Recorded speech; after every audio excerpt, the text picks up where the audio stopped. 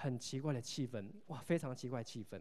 然后就在这样过了在几个月，然后就在我实习快结束的时候，牧师呢他就安排我在一次的讲道当中，就讲，我也忘记我自己讲什么主题，我真的忘记，但是我只讲到祷告，讲到上帝的爱，讲到这个上帝他的这个刑罚跟我们所要付的这个为罪，因为你为罪所要付的这个刑罚。后来呢，这两个长老刚好，他们是同那一天都要来收奉献，一个司献，一个做祷告。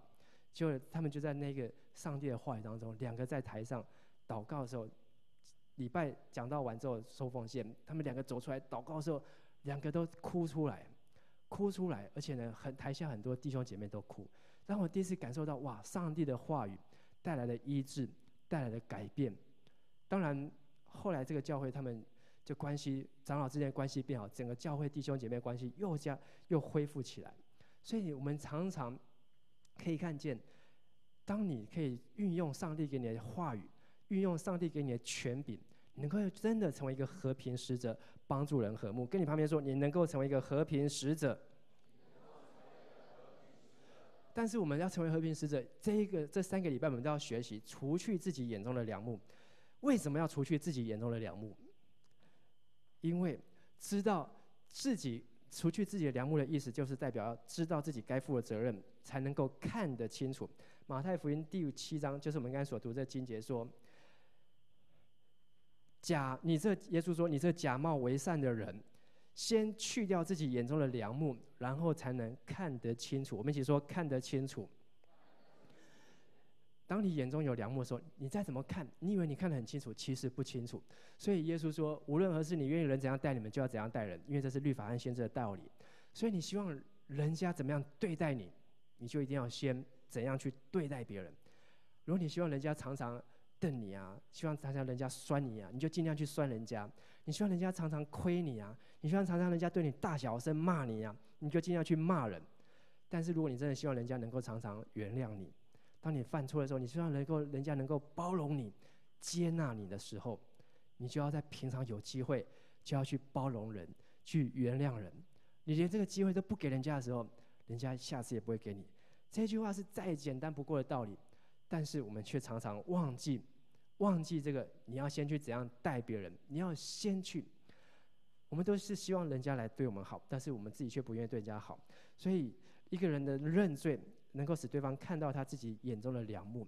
我们一起说，认罪。让自己看见眼中的梁木，就是要常常认罪。认罪认什么呢？就是你在对待对方的事情上面，你有没有按照上帝的心意？如果有的话，感谢神；如果没有的话，寻求神的赦免。但是我们在认罪当中，才会让我们去看见自己的错误。最近我在教我儿子教这个儿子的班级背《论语》，背《论语》，然后呢就背子曰：“有朋自远方来。”子曰什么？曾子曰什么什么？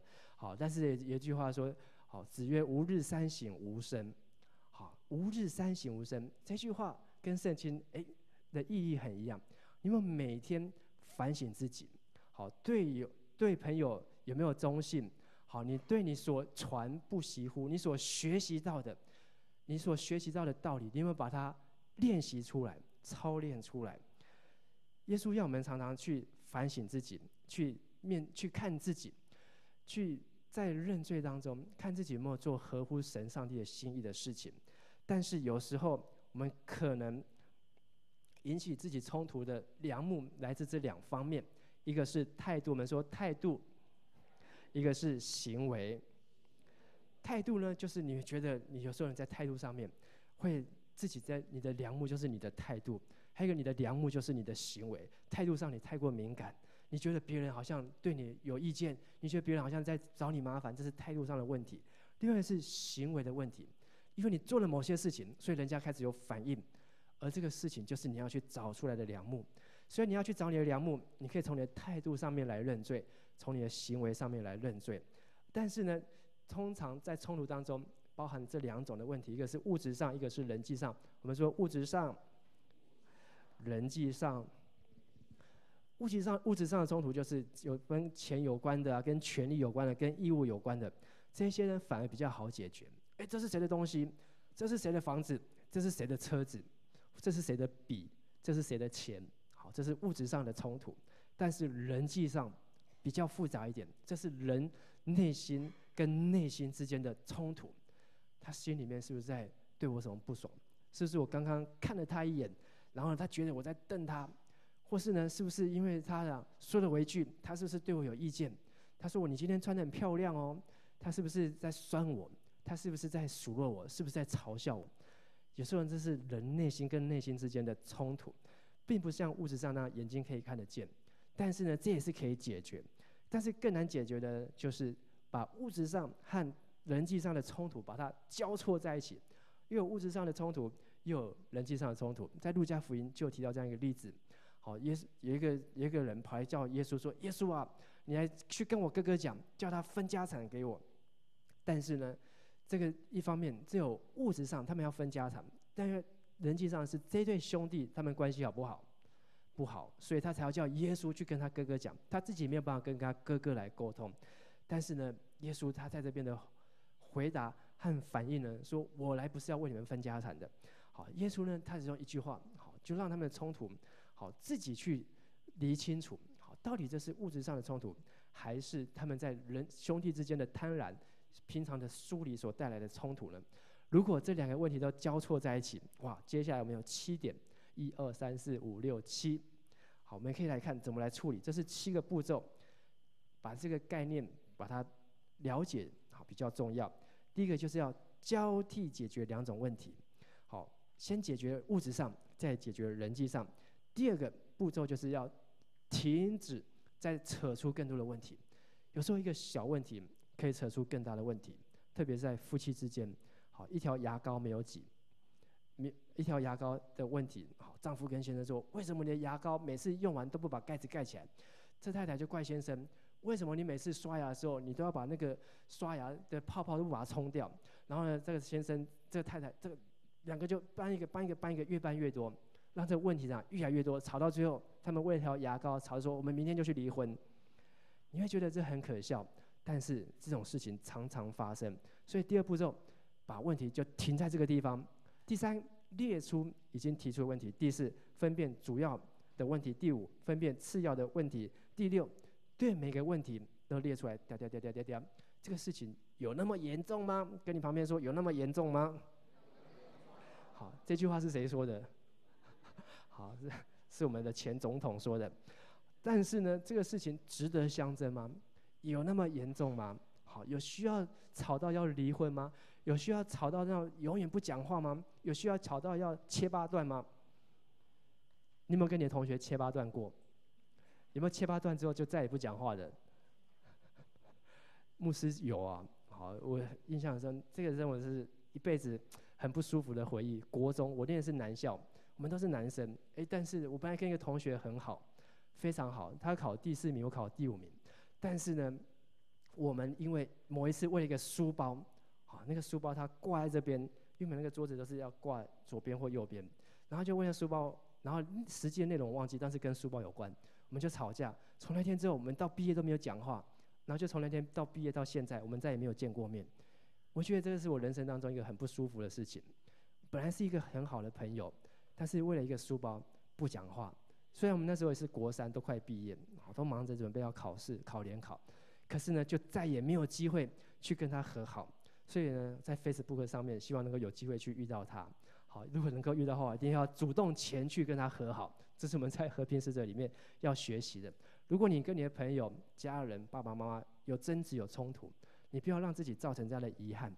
特别有一些是年纪老迈，好，有一些是真的，我看到在教会这样服侍几年下来，有一些真的是他跟自己父母亲之间的冲突，都要等到爸爸妈妈临终的前一刻，他能够跟他说声 sorry 对不起，已经算是非常的运气好。有时连对不起都来不及说，就这样子离开的都有啊。所以不要让自己的人生留下遗憾，跟你旁边说，不要让自己的人生留下遗憾。而最后一个步骤就是用圣经的角度来看问题。好，这是一个很简单的逻辑，我们在后面会再仔细来说。解决冲突的方法呢，有2个很简单的方法。第一个叫做包容别人的小过错，一起说，包容别人的小过错。过错就过错，还有大过错跟小过错吗？有啊。好，你只要觉得是小事，大事化小，小事化无，这个就是包容别人的小过错。在圣经当中，箴言呐，好19章、17章、彼得前书、以弗所书、哥罗西书都有提到，当我们去宽恕别人的过错，就像是在学习神怎样赦免了我们。上帝怎么样赦免我们，我们就去怎样去赦免别人。有多少人知道是上帝赦免你的？可以举下你的手吗？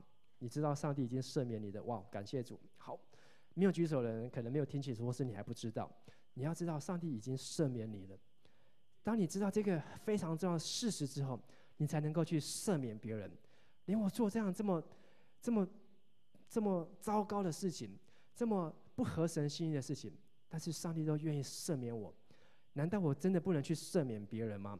所以在路加福音，等一下我们会提到那个例子，有一个人呢，他欠人家1000两银子，但是呢，他就哀求主人说：“哦，主人啊，你就饶恕我。”好，这个主人呢，看着他那么可怜，好，算了，你就走吧，就1000两不用还了。但是这个人一出去之后，在路上遇到一个欠他钱的，欠他多少钱？欠他10两，欠他10两银子，然后呢就去抓着他，你看我10块还没还我呢，然后就拉着他不放。最后呢，就还把他拖去监狱里面，说这个人欠我10块钱没有还，把他关起来。后来这个事情被那个主人知道，主人他就回来追讨他，你这个恶人啊，好，我欠你1000两，我都没有跟你要，你欠我10两，好，人家欠你10两，你就居然这样去把人家下在监牢里面，好，现在我要同样的这样对待你，而且呢，把你关到监牢里面，到你所有的钱通通还给我为止。有时候上帝已经赦免我们那么多，他赦免我们1000两、10000两更多，但是我们看到对别人，人家只不过说一句羞辱你的话，人家只不过一个表情没有让你的合你的心意，让你觉得不舒服，你就不愿意去赦免别人，就很像那个恶仆一样。想一想，如果你真的知道上帝已经赦免了你，你就愿意去赦免别人。所以饶恕别人的小过错，包容别人的小过错，好，是代表我们学习神的饶恕，但是不代表说必须包容所有的罪，而是要寻求上帝的心意。好，如果你那种是愚昧的、盲目的，人家做什么错，你通通原谅，就变成是好好先生，变成是好好太太，变成是什么原则都没有。好，上帝不是要我们成为一个没有原则的人，是要寻求上帝的心意。好，怎么去知道是不是该不该包容，该不该赦免？寻求上帝的心意。所以呢，在下面这几种情况当中，我们应该去包容别人的过错。第一个就是没有破坏双方的和谐；第二个是没有损害神的名；第三个是没有损害人的名誉。当这3个情况之下，你都可以去原谅他。好，他打个喷嚏喷在你的衣服上面，有没有破坏你们的和谐关系？有，好，那你就要学习去赦免他。他打个喷嚏打在你的裙子上面，有没有损害神的名？哇，基督徒怎么可以打喷嚏呢？好，基督徒的喷嚏可以喷在人家身上，好，可不可以赦免他？好，如果是损害到人的名誉，没有损害到你的名誉，没有让你丢脸，你也是应该要原谅他。包容不是被动，哇，等到他做错事情我再原谅他，不是。好，包容其实是什么呢？包容是一个积极的过程。我们说积极，就是你决定要去原谅他。所以最好的学习在什么地方？在你的婚姻当中，凡事相信，凡事包容。当你结了婚之后，你就是要学习包容，包到什么时候？不是包到离婚了，好，是包到你们都被主接走。好，有人说哇，我离婚了，我再也不用包了，那是高国华，好，或是那是吴宇森，好之类的。包容，好，是你要下定决心要去爱他，去包容他。你可以在结婚里面有很好的学习功课。主啊，我要嫁给他；主啊，我要娶他。我愿意一辈子去爱他，去包容他。当你在神面前、在人面前做这样承诺的时候，就是你功课学习的开始。还有一个机会，就是在教会当中，你成为一个小组长，你成为一个区长，你开始去关心、去服侍人、去牧养、去带领人的时候，你开始要去包容他。你会发现，哇，带一个新朋友，你会发现在新朋友一开始的时候还好，前面2次欢迎破冰，哇，来，很热情。